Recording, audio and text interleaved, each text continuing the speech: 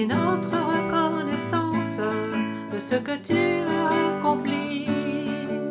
Tu nous as donné ta vie, ton amour et ta joie, et la louange envahit nos cœurs passionnés de toi. Tu es le Créateur puissant, l'agneau ressuscité. Toi seul as pu triompher de la mort et du péché. Tu as délivré ton peuple pour la vraie liberté. Je veux suivre tes pas, chaque jour être avec toi. Nous venons dans ta présence pour chanter tes louanges et notre reconnaissance de ce que tu as accompli.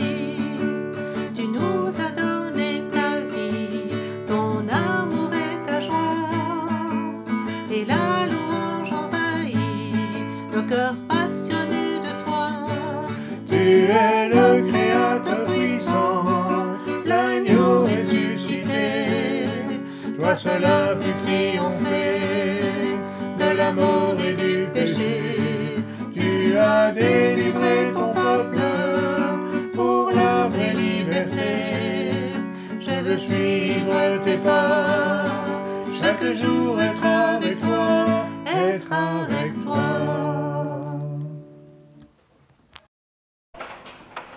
Enseigne-moi le bon sens, enseigne-moi la connaissance. Enseigne-moi le bon sens, enseigne-moi la connaissance. À votre avis, qui a dit cette phrase? Platon? Aristote? Le premier ministre belge? Ou le deuxième ministre belge? Le roi des Belges? Le grand-duc? Le président français? Qui a dit cette phrase? Enseigne-moi le bon sens et la connaissance. On ouvre la télé, il y a plein d'émissions instructives, évidemment. Des bonnes émissions, des émissions moins bonnes. Mais est-ce que ces émissions nous enseignent le bon sens et la connaissance? Alors, qui a dit ça? Je n'ai toujours pas donné la réponse. Eh bien, celui qui a dit ça, c'est un homme de grande sagesse. Non seulement c'était un homme sage, mais c'était un homme sage parce que rempli du Saint-Esprit. C'est un homme de l'Écriture.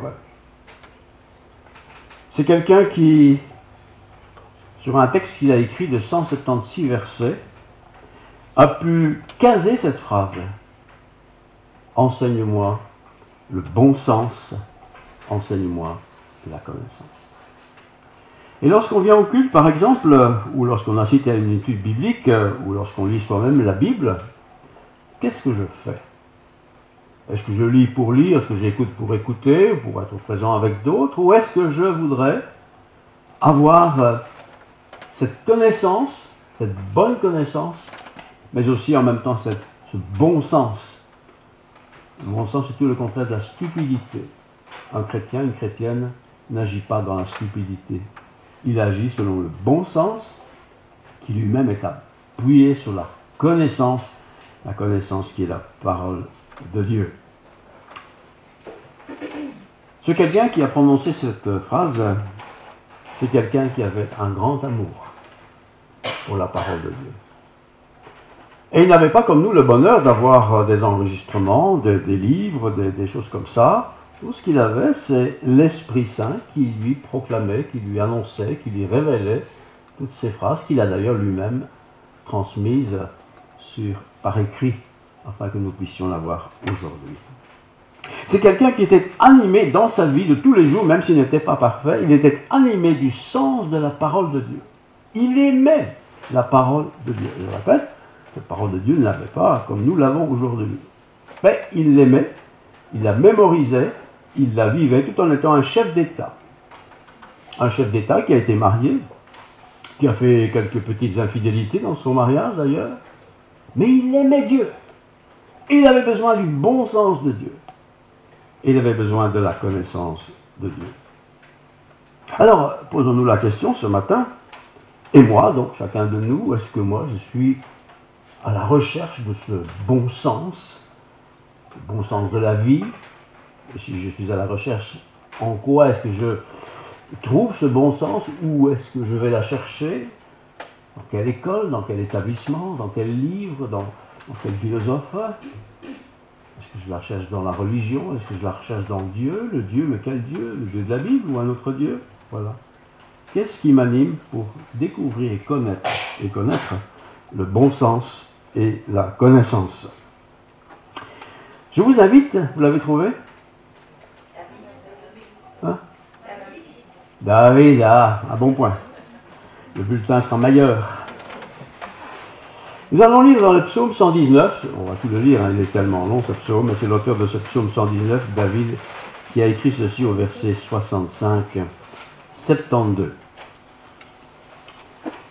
Tu fais du bien à ton serviteur. Tant, si vous connaissez un tant soit peu David, on sait qu'il a fait beaucoup de bien, mais il a aussi fait beaucoup de bêtises, hein, pour ne pas dire un mot plus vulgaire que cela. Tu as fait du bien à ton serviteur, ô Éternel, selon ta promesse. Enseigne-moi le bon sens et l'intelligence, car je crois à tes commandements. Je crois à tes commandements. Avant d'avoir été humilié, ça c'est difficile, avant d'avoir été humilié, je m'égarais. Je suivais des voies qui n'étaient pas celles de Dieu. Maintenant qu'il a été humilié, j'observe ta parole. Tu es bon et bienfaisant. Enseigne-moi tes statuts. Des orgueilleux, monsieur, madame X, des orgueilleux imaginent contre moi des faussetés. Quelque part, il lui dit, il te manque une case. T'occuper de ce Dieu que tu ne vois même pas. Des orgueilleux imaginent contre moi des faussetés. Mais, moi, je garde de tout mon cœur tes ordonnances. Je garde de tout mon cœur tes ordonnances. Leur cœur est insensible comme la graisse. Moi, je fais mes délices de la loi. Il m'est bon, attention, il m'est bon d'être humilié. Même pas trop ça. Hein? Il m'est bon d'être humilié afin que j'apprenne tes statuts. Mieux vaut pour moi la loi de ta bouche que 1000 objets d'or et d'argent. C'est une péricope de ce long psaume 119 auquel j'aimerais porter attention ce matin. Alors, posons-nous la question, où en sommes-nous chacun dans la connaissance de la parole de Dieu? Est-ce que j'ai une idée de la parole de Dieu? Oui, c'est la Bible, c'est ce que dans les églises on utilise, voilà, le prédicateur il parle là-dessus. Ou bien au contraire, est-ce que la Bible est un livre que je médite, que j'étudie, comme d'autres étudient Platon, Aristote ou d'autres penseurs? Est-ce que je lis et médite la parole de Dieu? Oui, c'est autre chose.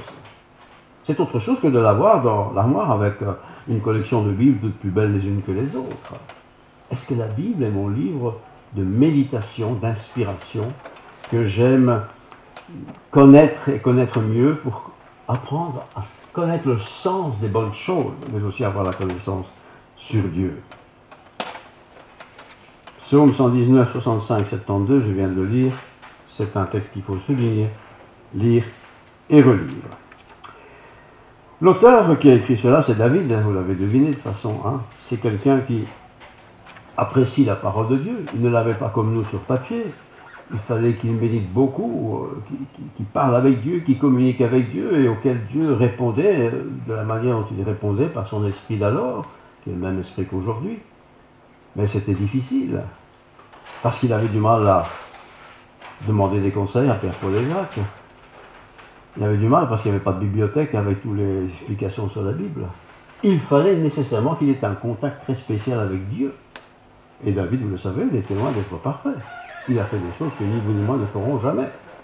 Mais quand même, il avait acquis le bon sens et il avait acquis la sagesse de Dieu. Alors, si on se met, ou si vous allez vous mettre à vous évaluer un peu dans les jours qui viennent ou aujourd'hui, en disant, tiens, où j'en suis avec Dieu dans le fond, qu'est-ce que je connais de Dieu, Est-ce que Dieu m'a déjà parlé particulièrement à moi? S'il m'a parlé, qu'est-ce qu'il m'a dit? Ce genre de questions. Il va aussi venir à notre esprit automatiquement, et ça ne viendra sans doute pas de Dieu. Mais toi, mon vieux, ma vieille, tu n'as pas de chance dans la vie. Oh, c'est vrai, j'ai pas de chance. J'avais pourtant prié là l'autre jour et j'ai raté mon examen comme un grand chef. Là. Pourtant, je t'ai prié avec un peu de sincérité quand même. Et pourtant, j'ai raté. Pourtant, j'avais confiance en toi, quoi. Certains disent, moi, j'ai vraiment pas de chance. Je n'ai que des soucis. Souci après souci. Quand un souci est réglé, c'est un autre qui se présente. Mon mari, ou ma femme, mes enfants, mes parents, mon travail, mes voisins. J'ai beau être un bon chrétien, enfin j'essaye, c'est pas de sens, ça ne marche pas, quoi. On dirait que je n'ai que des tubes qui me tombent sur la tête. Tantôt, j'ai l'idée d'acheter un billet de tombola, ou un billet de loto. Pareil qu'on gagne. Pourtant j'ai prié bien des fois, j'ai acheté ces billets, et j'ai jamais gagné. Seigneur, enseigne-moi le bon sens, donne-moi le bon sens pour cocher les bons numéros, quoi. Et on a même le toupet de dire, et si je gagne, il y aura un petit morceau. Ah, vous croyez que c'est le bon sens? Vous croyez que Dieu écoute ce genre de prière? Et pourtant Dieu sait si beaucoup le font. Tu n'auras rien à te plaindre de moi, Seigneur, si je gagne. Crois-moi. Crois-moi. Au verset 67, il est écrit ceci. Avant d'avoir été humilié, je m'égarais. Maintenant que j'ai été humilié, j'observe ta parole. Nous sommes orgueilleux parfois, ou peut-être souvent. Et on pense que devant Dieu, on peut se présenter avec, tu vois, Seigneur, là, regarde un peu là. Moi, je passe, je sais pas, une demi-heure par jour à lire ta Bible et à réfléchir. Ça mérite quand même, Seigneur, un peu de récompense. Tu sais bien, Germaine à l'église, là, il n'y a pas de Germaine ici, j'espère. Elle ne lit pas. Jamais. Et pourtant, j'ai l'impression qu'elle va bien. Seigneur, quoi? Je ne suis pas bien, j'ai mal fait. On est parfois orgueilleux, vous savez. On pense que voilà, parce qu'on a fait quelques petites actions sociales, religieuses, qu'après tout, Dieu est redevable envers moi. Enseigne-moi le bon sens et la connaissance. Le bon sens sans la connaissance est un bon sens qui est humain. Et si je n'ai pas la connaissance, je ne peux pas comprendre le chemin dans lequel je dois m'engager. Donc je ne peux pas profiter du bon sens que Dieu veut que j'ai. Enseigne-moi, c'est une prière qu'on peut faire. Enseigne-moi le bon sens et la connaissance. Ah vraiment, j'ai pas de chance, Seigneur. Tu le sais bien. Je t'avais promis que si je gagnais au loto, je te donnerais la dîme. Et j'ai pas gagné. Donc tu n'as pas eu de dîme. Tu vois, Seigneur, tu es fâté, quoi. Comme si Dieu attend après nous pour quoi que ce soit. Mais nous sommes comme ça. C'est pas le bon sens, ça. C'est pas comme ça que Dieu veut que nous agissions. Dieu ne veut pas que nous mettions notre vie dans le hasard des choses. Alors Dieu contrôle le hasard, il est vrai, mais il ne veut pas qu'on mette notre confiance dans le hasard. Il veut qu'on mette notre confiance en lui. Alors il dit au verset 67, je relis, « Avant d'avoir été humilié, je m'égare. » Je répète, personne n'a envie d'être humilié, c'est désagréable, c'est choquant, c'est frustrant, c'est écrasant. Et pourtant, on a besoin parfois d'être humilié. Non pas que Dieu a du plaisir à nous humilier, mais être humilié, c'est se rendre compte que on n'est pas si fort que ça. On a tous des compétences, évidemment, dans notre domaine. On est tous capables de faire des choses extraordinaires. Mais quand on commence à savoir que ces choses que je fais d'une manière extraordinaire sont mon moyen de salut, alors je deviens un peu sot, je deviens fou, quoi. J'ai besoin d'être humilié par le Seigneur. Pour que le Seigneur m'amène au niveau où je peux commencer à reprendre confiance dans le Seigneur.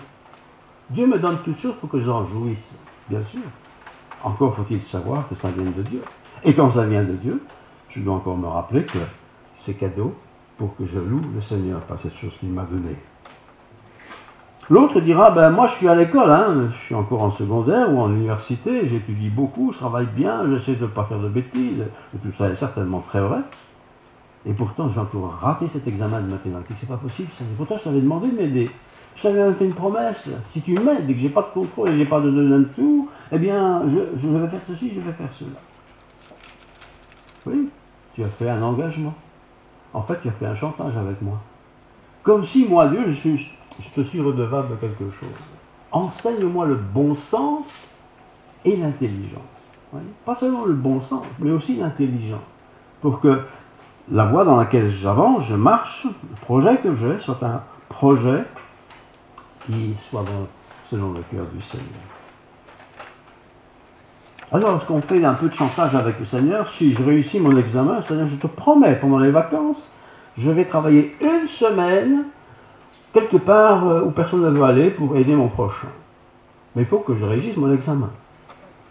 Oui, ça, c'est du mauvais sens. L'idée est peut-être bonne en soi-même, de vouloir aider son prochain. Mais la méthodologie pour que Dieu nous aide à réussir n'est pas bonne. Et il nous est sûrement arrivé, comme ça m'est arrivé, d'avoir 5 sur 10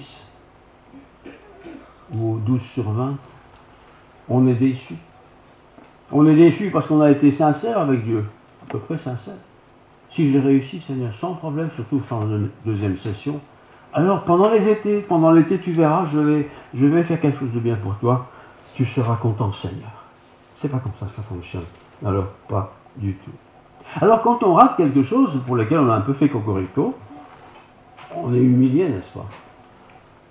Ah ben, toi qui vas à l'église et qui a dit le Seigneur va t'aider, ben t'as tout raté, t'as eu 0. Oh, on est humilié là, hein? Même si c'est 2 sur 20, on est humilié quoi. C'est pas possible. Pas possible de ne pas avoir compris la question et pas possible d'avoir bien répondu à cette question. Pourtant, ça arrive. Humilié devant les copains, devant les parents, devant soi-même. On est humilié quand on rate quelque chose. On dit, mais enfin, c'est pas possible. 10 fois que je passe ce permis de conduire, j'ai encore raté, quoi. 10 fois, j'y vais gaiement, parce que personne n'a fait 10 fois le permis, j'espère. 12 fois peut-être, je ne sais pas. Mais on est humilié quand ça n'a pas marché. Enseigne-moi le bon sens et l'intelligence. Alors pour que ce bon sens et cette intelligence, quelque part, soient équilibrés dans le sens de Dieu, je pense qu'il me faut quelque chose qui se développe en nous. Et ce qui se développe en nous doit être l'amour pour Dieu. Être religieux, il y a beaucoup de gens religieux dans le monde, hein, toutes sortes de religions d'ailleurs. Et ces gens sont religieux, ils ont leurs petites pratiques, leurs petites choses et tout ça. Et quelque part, inconsciemment ou consciemment, on se dit, bah, avec tout ce que je fais pour Dieu, il ne peut que m'aider à réussir dans la vie. Et on ne réussit pas toujours. Parfois d'ailleurs, on rate beaucoup de choses. Et on est déçu. On n'est pas déçu de soi-même, on est déçu de Dieu. Parce que quand même, Dieu, tu aurais pu m'aider. Maintenant, tu vois, je pensais partir en Espagne 3 semaines en vacances, pour une colonie de vacances, et je suis obligé de rester chez moi parce que je dois étudier pour mon examen de septembre. Et ainsi, on fait un peu de discussion avec Dieu, quoi. Enseigne-moi le bon sens, Seigneur, et l'intelligence, les deux ensemble. Enseigne-moi ça. Et où je peux trouver le bon sens et l'intelligence? Je peux aller sur Internet pendant 6 jours à taper tous les boutons. Je ne serai pas plus sage ni intelligent. Hein. J'aurai peut-être des connaissances mathématiques supérieures, mais ça ne me donnera pas forcément la chance de réussir. Ce n'est pas une question de chance. J'ai besoin de connaissances de Dieu. Vous avez 20 ans, vous avez envie de rencontrer une épouse, enfin une fille ou un garçon. Bien sûr, vous avez quelques critères que vous mettez sur la table.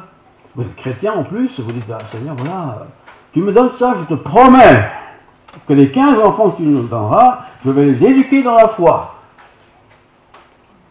J'ai bien dit 15 enfants pour un peu exagérer, hein, mais vous ne réagissez pas, donc vous n'y croyez pas trop. Ben, les 2 enfants qu'il nous donnera, ben, on fait un peu de marchandage avec Dieu. Comme si ça marche. C'est pas comme ça que ça fonctionne avec Dieu. Dieu n'a pas besoin de notre marchandage, évidemment. L'amour, dit l'auteur, augmente par une connaissance de Dieu. Je peux dire à Dieu, je t'aime. Bon. C'est comme si je disais au roi des Belges, chez moi, le roi, je t'aime bien, hein. Ça fait une belle jambe. Hein. Et parfois on parle comme ça avec Dieu. Je t'aime Seigneur, tu peux me demander ce que tu veux, je te le donne. Donc, en disant comme ça, je ne prends pas beaucoup de risques. Parce que est-ce que je vais seulement entendre Dieu me demander quelque chose?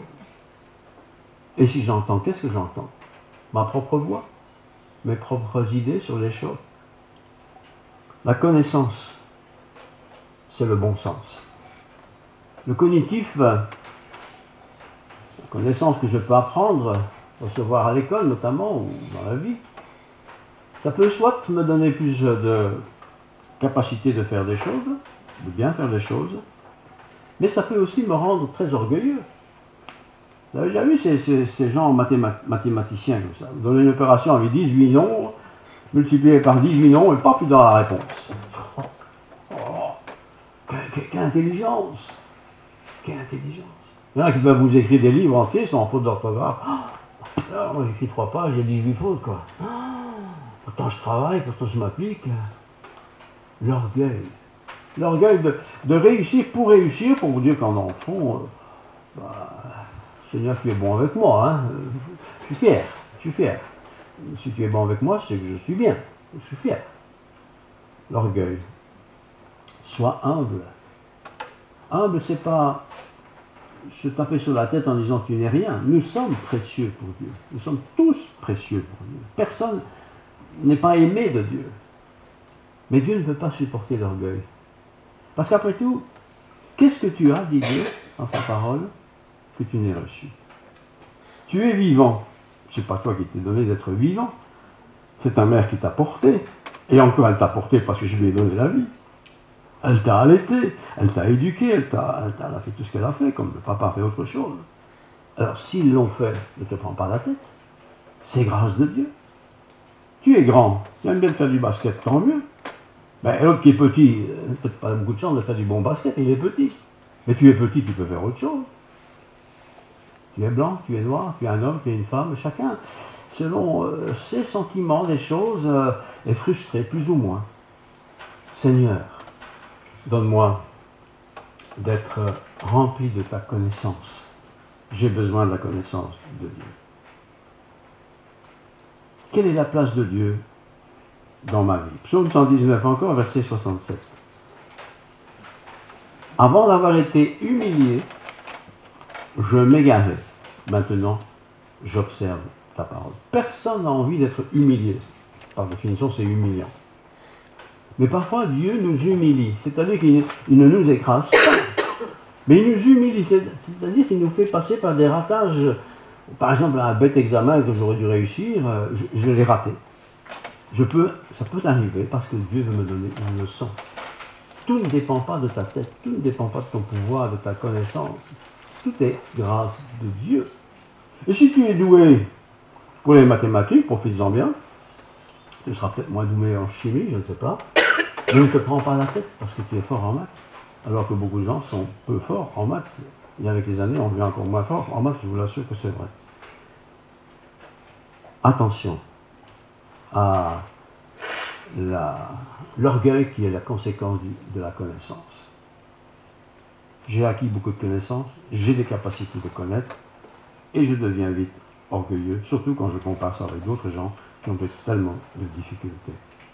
Alors je relis le verset 67. Avant d'avoir été humilié, je m'égarais, maintenant j'observe tes paroles. Je m'égarais de quoi?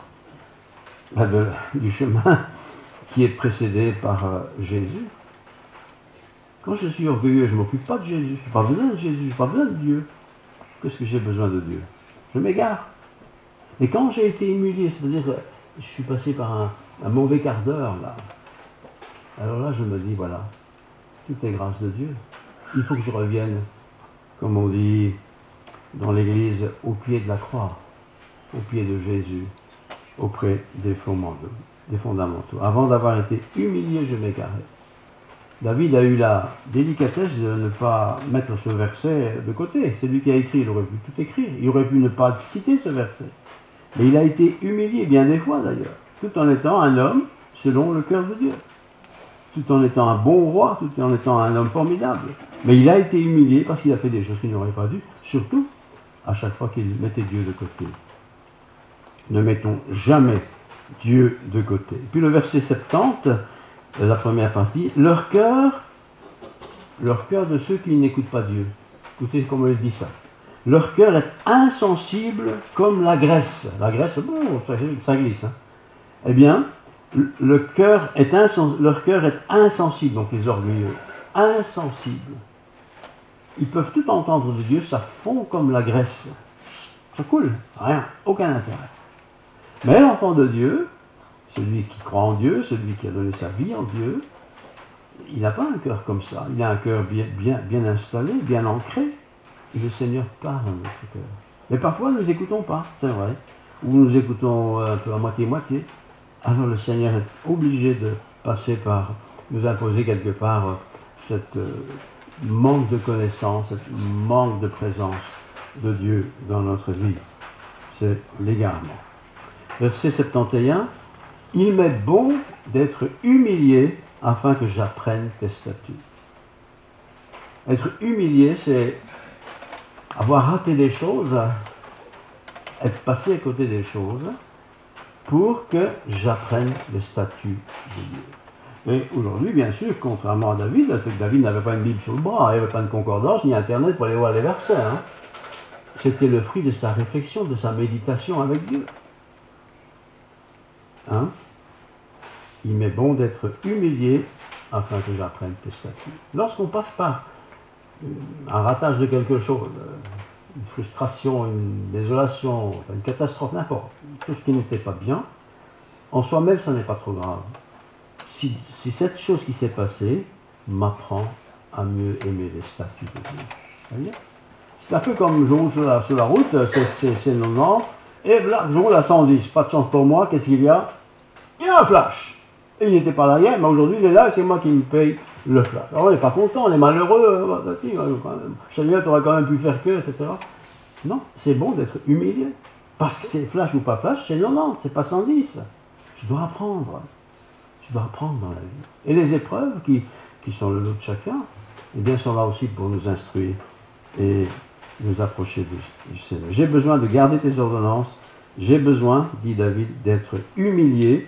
Et au verset 66, il dit même, enseigne-moi le bon sens et l'intelligence, car je crois en tes commandements. Si je ne crois pas dans la parole de Dieu, tout ce que je vous dis là, ça n'a aucun intérêt. Mais si je crois au commandement de Dieu, à la parole de Dieu, j'étudie aussi cette parole. Je raffine, si vous voulez, la connaissance que j'ai de cette parole pour être quelque part sur la voie de la pureté totale. C'est pas de ce monde sans doute, mais quand même, je marche pour me perfectionner. Étudiez, frères et sœurs, la parole de Dieu.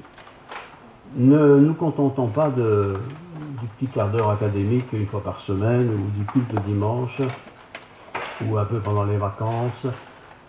Tous les jours, je mange des choses pour le corps.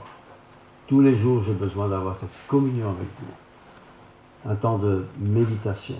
Il y a plein de choses qui existent aujourd'hui à notre portée. Tout est écrit, si ce n'est pas écrit, on peut en rajouter. Tout est à notre portée, c'est accessible.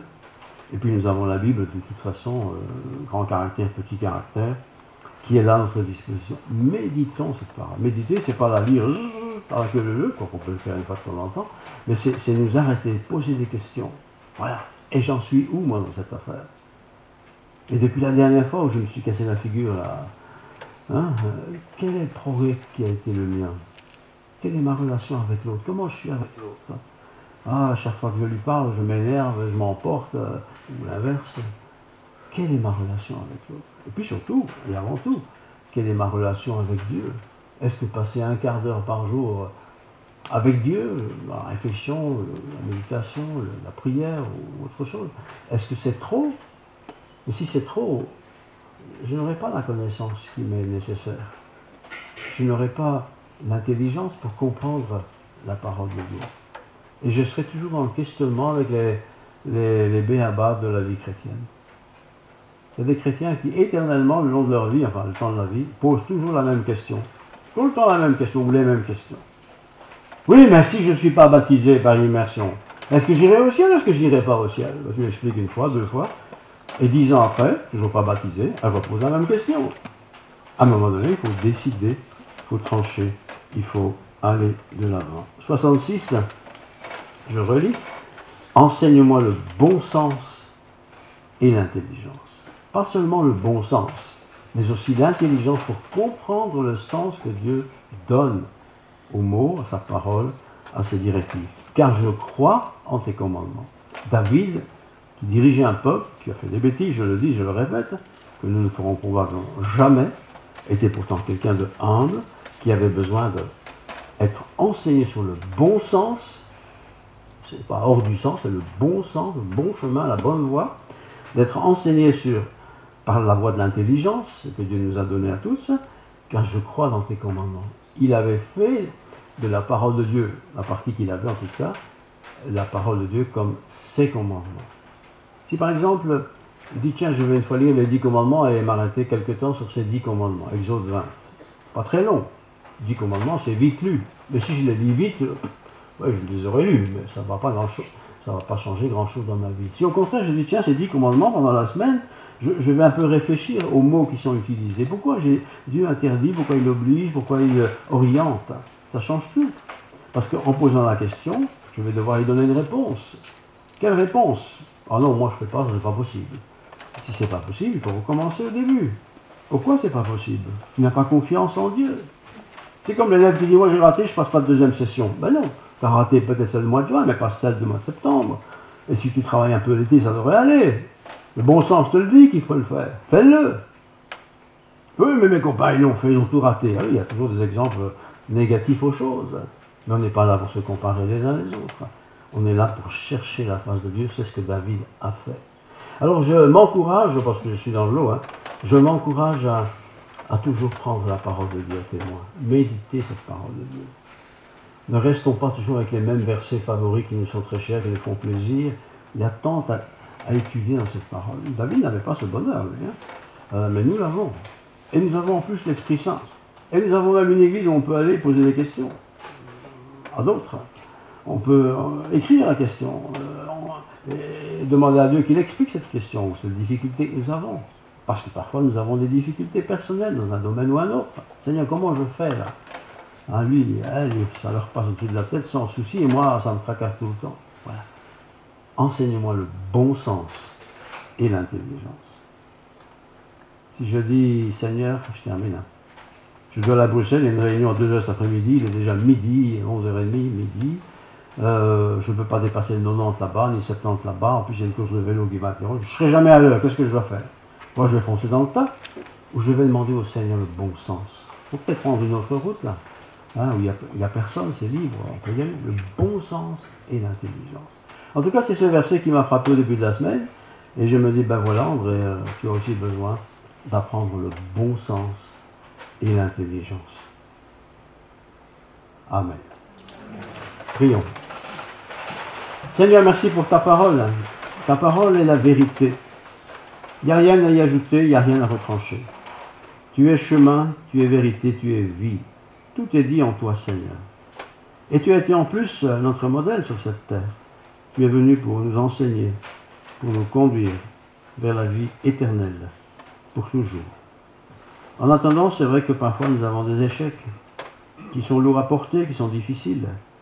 Mais Seigneur, si nous devons les porter, tu es avec nous, tu nous soutiens, tu nous encourages.